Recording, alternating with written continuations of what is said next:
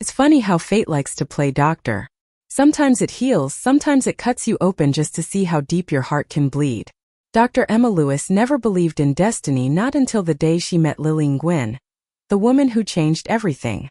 The summer air in Montana was thick with the smell of pine and promise. Emma had volunteered for a community health project, a small medical outreach for people with disabilities and low income. It was supposed to be a brief escape from her hospital's sterile chaos, a way to feel human again after months of emotional numbness. She never expected that this dusty little town, with its single diner and broken sidewalks, would give her something far more complicated than peace. A person. Lily Gwynn was the project's lead engineer, responsible for designing adaptive tools for the disabled. She moved with the precision of a mind that never stopped working, her wheelchair gliding quietly across the wooden floor of the community hall. She wasn't just brilliant, she was magnetic. There was a kind of unfiltered honesty in her gaze, like she could see right through Emma's practiced calm.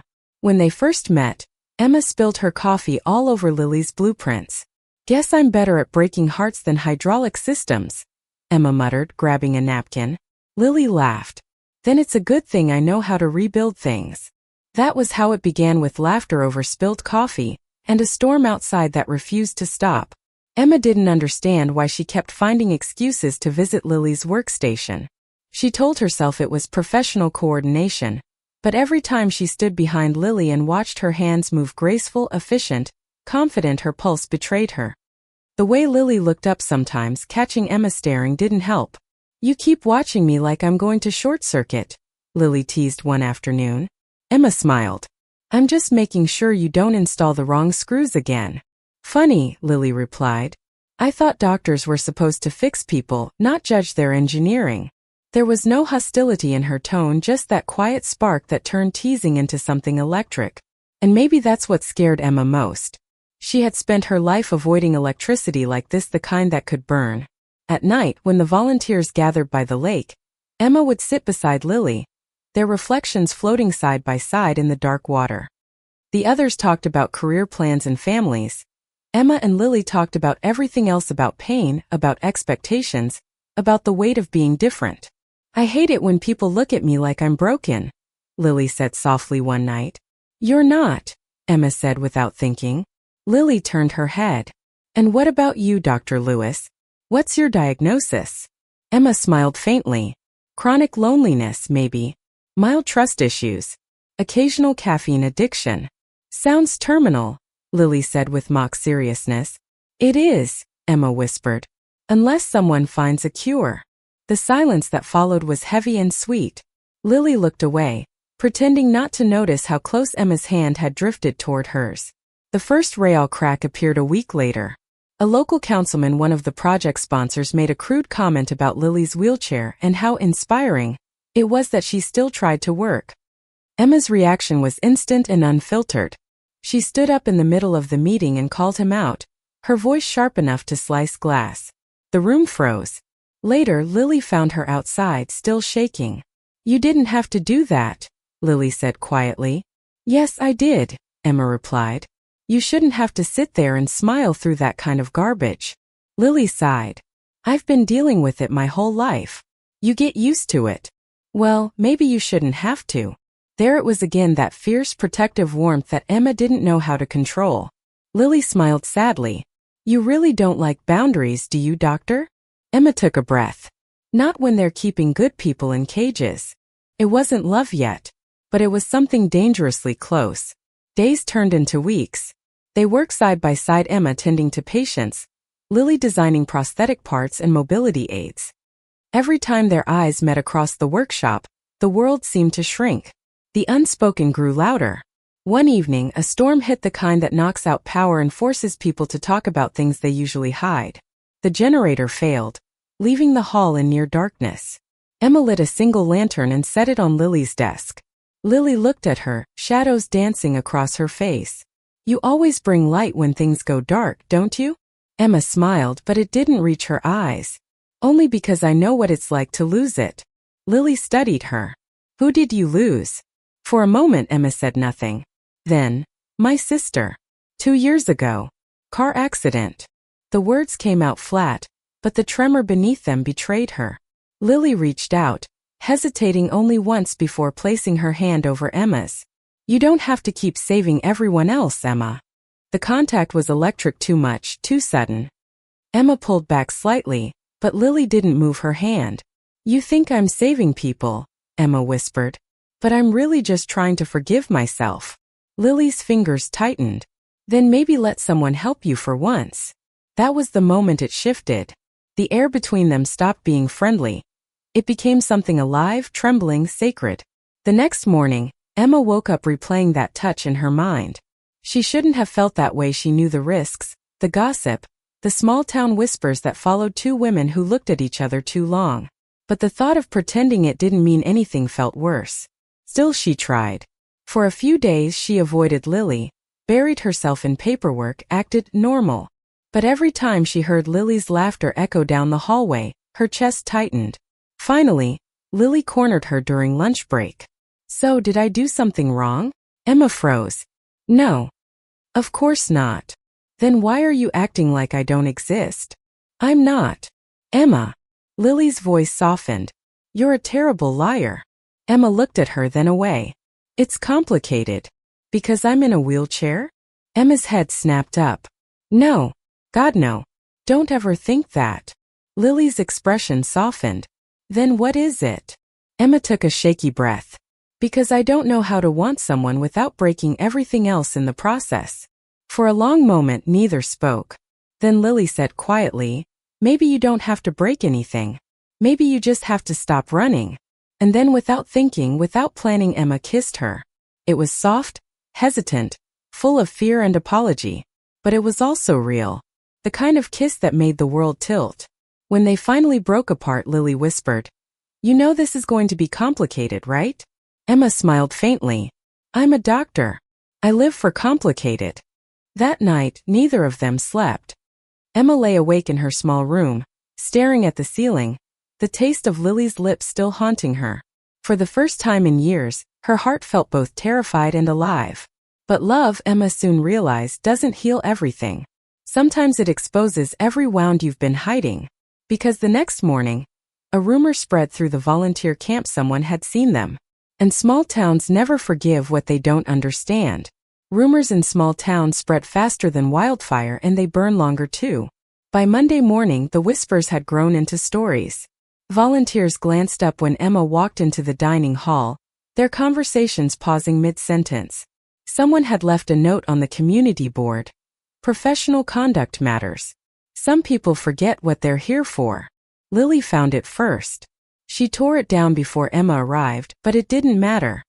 The air was already poisoned. When Emma saw her that day, Lily's usual smile was gone. They know, Lily said simply. Emma's throat tightened. How? Does it matter? Lily's tone was clipped, defensive. Someone saw us. Maybe the janitor, maybe one of the nurses. It doesn't matter who, it's out there now. Emma exhaled shakily. I'll talk to the coordinator. I'll know. Lily cut her off. Don't make it worse. Please. Her eyes were tired, not angry, just exhausted. Emma wanted to reach out, but Lily turned her chair away. I told you it would be complicated, Lily said quietly. This is what I meant. The project leader, Dr. Stevens, called Emma into his office that afternoon. He was an older man with kind eyes and a clipboard that made everything sound official. Emma, he began carefully, you've done incredible work here. Everyone respects you. But there have been concerns. Emma stared at the table. Concerns about what? He hesitated. About boundaries. You and Ms. Nguyen seem very close. Emma met his gaze. She's a colleague. Dr. Stevens sighed. Emma, I don't care who you spend your time with. But others do. This project relies on donations and community goodwill. If people start questioning your professionalism, we all lose. It wasn't a threat, just a statement of quiet truth. Emma nodded. Understood. But as she walked out of the office, something inside her cracked.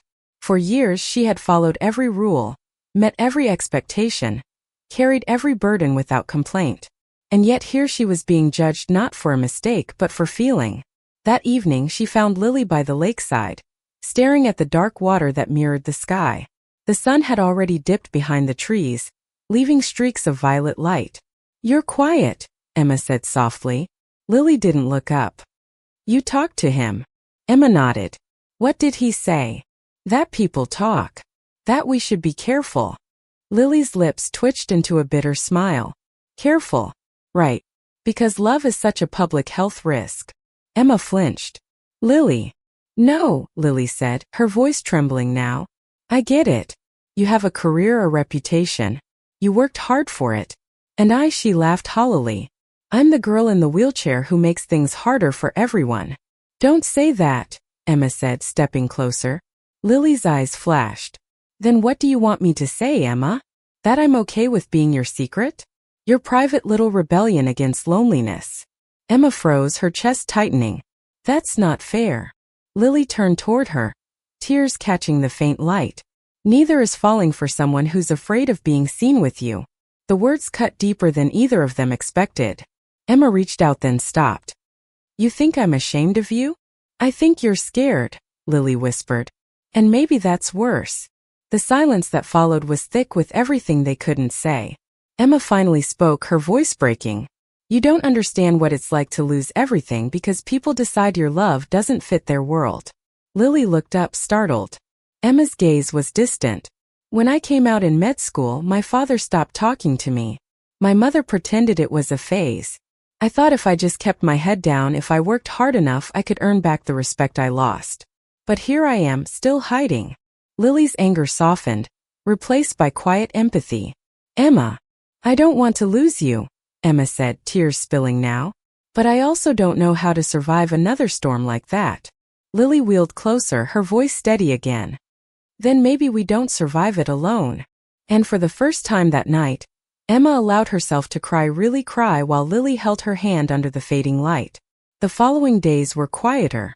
They spoke less, worked separately, exchanged small smiles that never reached their eyes. But beneath the silence, something was shifting, a decision forming like a storm gathering strength. One afternoon, the generator broke down again. This time it was serious. Without it, the medical equipment would fail, and patients relying on electric ventilators would be at risk. Everyone panicked except Lily. "Give me 3 hours," she said, wheeling up to the broken unit. Dr. Stevens frowned. "That thing's fried. We'll need parts from the city." Lily shook her head. "I can rig something temporary. I've done it before." Emma knelt beside her. "You're sure?" Lily gave her a small smile. "Trust me. I know how to fix broken systems."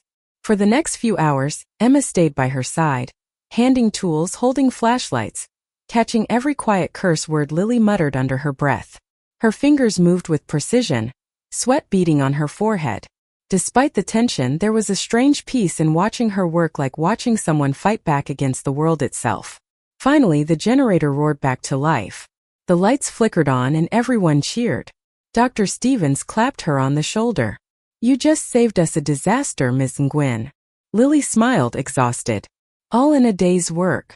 But Emma saw something else, the tremor in her hand, the strain in her shoulders. Later that night, she found Lily sitting alone in the workshop, rubbing her wrist. "You overdid it," Emma said gently. Lily looked up. "Worth it." Emma crouched beside her. "You need to rest. You've done enough saving for one day." Lily smiled faintly. "Funny. That's usually my line for you." Their laughter faded into silence. Then something softer. Emma reached up, brushing a strand of hair from Lily's face. "You scare me, you know that?" "Why?" Lily whispered. "Because every time I look at you, I start to believe I deserve more than survival." Lily's eyes filled with warmth. "You do." And then she kissed her, not the hesitant kind from before, but one that felt like truth. But the world doesn't forgive love that doesn't fit its script. 2 days later, a reporter arrived from a local newspaper to cover the project. During lunch, she pulled Emma aside for an informal chat. It started innocent enough questions about healthcare access, patient outreach, volunteer motivation, until the tone shifted. "I heard there's been tension among the staff," the reporter said, her pen tapping lightly. "Something about inappropriate relationships?" Emma stiffened. "That's not true." The reporter smiled politely. "You wouldn't mind clarifying then?" Emma's jaw clenched. There's nothing to clarify. But the damage was done. Within hours the staff was buzzing again. Dr. Stevens avoided her eyes. One of the nurses made a comment about keeping things professional. Emma felt the ground slip beneath her. That evening she went to Lily's room. "We might need to leave," Emma said quietly. Lily blinked. "What?" "They're investigating. If the board decides we've compromised professionalism, they could shut down the program." Lily's hands tightened on the wheels of her chair. "So we run." Emma hesitated. "We protect what matters." "And what about me, Emma? Am I part of what matters or just collateral damage?" Emma's heart broke a little. "You're the only thing that matters." Lily shook her head. "Then stop hiding." The confrontation came faster than either of them expected. At the weekly staff meeting, Dr. Stevens announced an internal review. Emma stood up, shaking but resolute. "This isn't about professionalism," she said loudly. "It's about prejudice. You don't like what you don't understand." The room fell silent. Dr. Stevens frowned. "Emma, no," she said, voice rising. "You let people gossip, you let them judge, but you never once asked whether any of it was true. You preach compassion and equality, yet you let your staff be humiliated because their love doesn't fit your comfort zone." Lily looked at her, eyes wide, heart racing. Dr. Stevens opened his mouth, then closed it again. For a moment no one spoke. Then one of the nurses, an older woman named Carla, stood up. "She's right," Carla said quietly. "We talk about helping people live with dignity. Maybe we should start practicing it." And just like that, the tide began to shift. Slowly, uneasily, but it shifted. That night, after everyone had left, Emma found Lily outside, watching fireflies scatter over the lake. The air was warm and alive with the hum of summer. "You didn't have to do that," Lily said softly. Emma smiled. "Yes, I did." Lily turned her chair slightly toward her. "You realize you just burned every bridge with that speech?" Emma laughed quietly. "Then I guess we'll have to build new ones." Lily's eyes softened. "You really mean it, don't you?" Emma knelt beside her, taking her hand. "I'm done hiding. I'm done apologizing for loving you." Lily's breath caught. "You just said it." "I did," Emma whispered. "And I meant every word." The world seemed to pause. Fireflies blinked around them like tiny stars. Lily's eyes shimmered with tears, not of pain but relief. She reached up, touching Emma's cheek. "You're crazy, you know that?" Emma smiled. "Only about you." Lily laughed, and it was the sweetest sound Emma had ever heard. They stayed there until the moon rose high, two silhouettes against the water, no longer afraid of being seen. But love, even when brave, doesn't erase fear overnight. In the days that followed, they faced resistance, donors withdrawing, townsfolk whispering, parents pulling their children from the outreach programs. Yet amid the backlash, others began to step forward, younger volunteers, patients who had been touched by their kindness, even Dr. Stevens, who quietly reinstated both of them after the board's review. "We can't fix people," he told Emma one afternoon, "but we can choose which wounds we refuse to let fester." Emma smiled faintly. "That's a pretty good prescription." He shrugged. "Maybe you're rubbing off on me." As the project neared its end, Lily received an offer from a tech startup in Seattle specializing in accessibility design. It was everything she dreamed of: freedom, recognition, purpose. But it also meant leaving.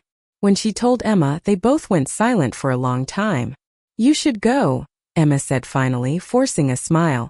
"You've earned it." Lily searched her face. "And what about you?" "I'll stay here a while. Finish what we started. Help Dr. Stevens rebuild." Lily nodded slowly. "So this is goodbye?"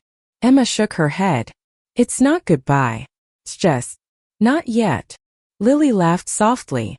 "You always make heartbreak sound like poetry." Emma leaned down and kissed her forehead. "That's because love, even when it hurts, is still worth writing about."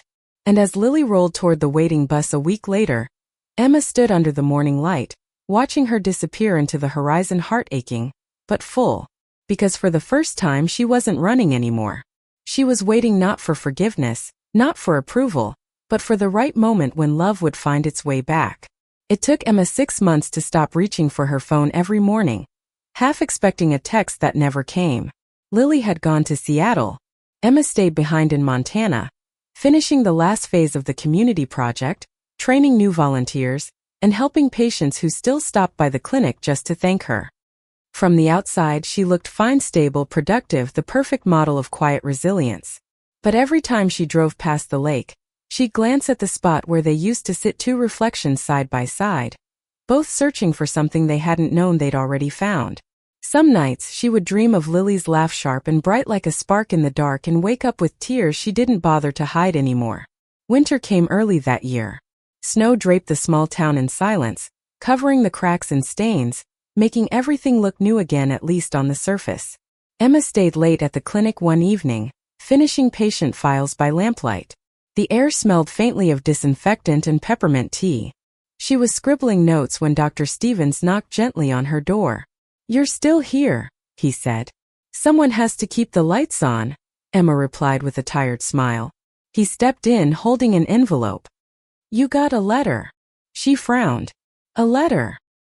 He handed it over, his eyes warm but unreadable. "From Seattle." Emma froze. The handwriting on the front was unmistakable, neat, practical, slightly slanted to the right. Lily's.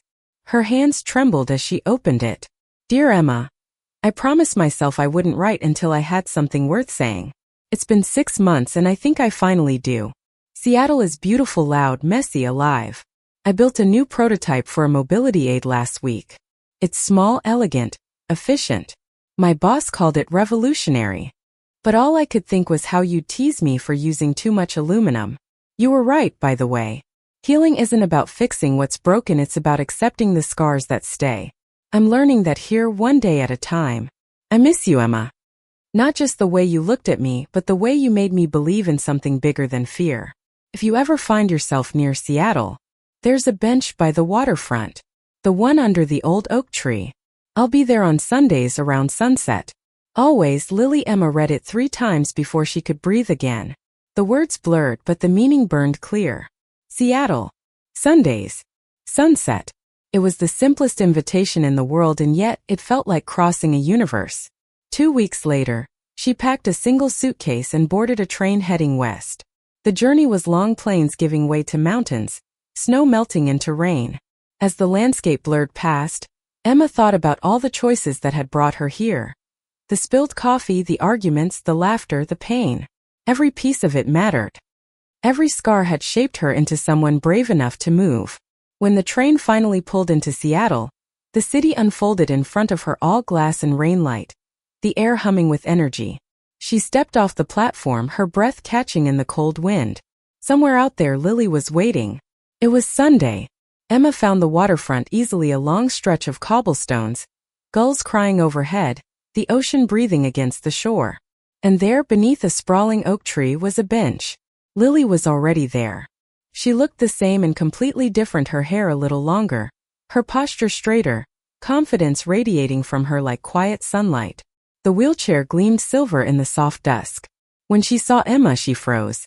For a heartbeat, neither moved. Then Lily smiled, that same small, knowing smile that had undone Emma from the very beginning. "You came," she whispered. Emma's voice broke. "Of course I did." They just looked at each other for a long time, no rush, no apology, just the silent realization that the world hadn't ended after all. Finally, Lily gestured to the spot beside her. "Sit." Emma nodded, sinking onto the bench, her heart beating too fast. The air smelled of salt and rain and something like forgiveness. "I didn't know if you'd actually come," Lily said softly. "I didn't know if I could," Emma admitted. "But your letter didn't give me much choice." Lily chuckled. "I've always been good at building pressure systems." Emma laughed, tears glinting. "You haven't changed." "Neither have you," Lily said gently. "Still trying to fix the world one broken heart at a time?" Emma shook her head. "Just mine lately." They sat in silence for a while, watching the sun dip lower. The light turned golden, painting the water in ribbons of fire. "I read about your company," Emma said. "You're doing incredible work." Lily shrugged modestly. "We're trying. Accessibility tech's growing fast. We just finished a prototype for a powered exoskeleton that adjusts in real time to muscle strain." Emma smiled. Of course you did. Lily turned to her. What about you? Still in Montana. For now, Emma said. But maybe not for long. There's a clinic in Seattle that needs a trauma specialist. I was thinking of applying. Lily's eyebrows lifted. Seattle, huh? Emma's tone was soft but certain. Seems like a good place to start over. Lily's lips parted, surprise melting into something tender. You mean that? Emma reached out, her fingers brushing Lily's. Every word. The sun slipped lower and the wind picked up, tossing Lily's hair across her face. Emma reached over instinctively to tuck it behind her ear. The touch lingered, familiar and new all at once. Lily looked at her, really looked, and saw it. The peace that had replaced fear, the strength that came from choosing love over reputation. You've changed, Lily whispered. So have you, Emma said. They both smiled, small, knowing, healed. Later they walked, or rather, moved down the boardwalk together, Lily's wheelchair humming softly over the wooden planks. They stopped by a street musician playing an old love song on the guitar. The melody floated on the wind, wrapping around them like a memory. Lily tilted her head. Do you ever think about the lake? Every day, Emma said. But I think I like this view better. Lily laughed, and it sounded like sunlight breaking through clouds. I used to wonder, Lily said after a pause, if we'd ever get here. Not Seattle here. This peace. Emma looked out at the water. I don't think peace is something you find. I think it's something you build. Like everything else worth having. Lily smiled. You really did learn something from me, huh? Probably too much, Emma teased. Now I correct people's engineering metaphors. They both laughed, and for the first time in years it felt easy. Over the next few weeks, Emma settled into Seattle. The clinic accepted her application. She found a small apartment not far from Lily's. Some evenings they cooked together, Emma burning the vegetables, Lily teasing her mercilessly. Other nights they sat by the waterfront, sharing stories and silences that no longer needed filling. It wasn't a perfect life, just a real one. And that was enough. But one rainy afternoon, something unexpected happened. Lily showed up at the clinic with a folded piece of paper. I need a favor, she said. Emma smiled. If it's about your blood pressure again, I told you. No, not that. Lily handed her the paper. It's a grant proposal for expanding the community project back in Montana. I want to rebuild it better this time. Inclusive, sustainable, run by people who understand what it's really about. Emma read it, her eyes widening. Lily, this is amazing. I can't do it without you, Lily said quietly. I could design it, but you're the heart of it. Emma looked up, emotion tightening her throat. You really want to go back? Lily smiled. Not to stay. Just to finish what we started. And in that moment Emma realized something. Love doesn't erase the past, it transforms it into something worth returning to. Months later, they did return, not as fugitives of gossip this time, but as founders. The community gathered to welcome them back. The new center stood where the old one had been, now equipped with adaptive tech, renewable power, and a sign that read, The Lewis and Gwynn Foundation for Inclusive Health and Engineering. Winder. Stephen saw it, he laughed until he cried. You two never did learn how to stay quiet, did you? Emma grinned. Never was our strong suit.